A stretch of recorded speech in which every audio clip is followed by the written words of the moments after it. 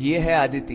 इसके पापा कूली है और ये स्कूल के लिए 7 किलोमीटर चलती है end eight she recently got selected for a NASA tour. तो आज मैंने सोचा उसके साथ ही वॉक कर लेता हूँ। तुझ्या शाळेचं नाव काय बाय? जिल्हा परिषद प्राथमिक शाळा गुडगाव. तुझ्या पूर्ण खानदानातली पहिली मुलगी असेल जी अमेरिकामध्ये चालली आहे. वाटलेलं कधी 3.5 किलोमीटर चालतेच आणि येतेच? काय दुखत नाही? मोटिवेशन कुठून येतं तुला हे सगळं? माझ्या पप्पा का? कारण स्वप्न आहे त्यांचं, मी कोणीतरी मोठं व्हावं आणि उंच शिखरावर जावं. जसं ते हमाली करतात तसं मी करू नये.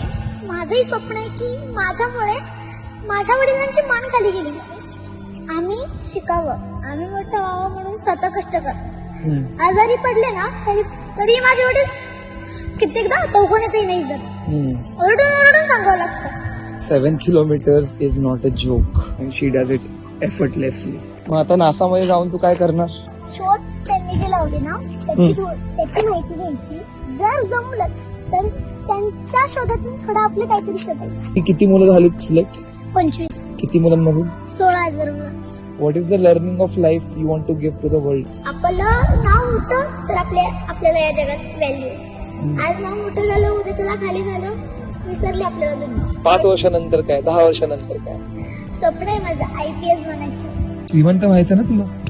नाही व्हायचं का? श्रीमंत झाल्यानंतर आपलं मन बदलतं, ऍटिट्यूड निर्माण होतं आपल्या मनात.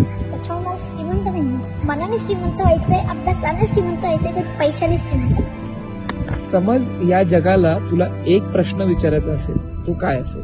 एवढंच की मुलींना शिकवा, मुलींना घडवा. मुलं घडू नका.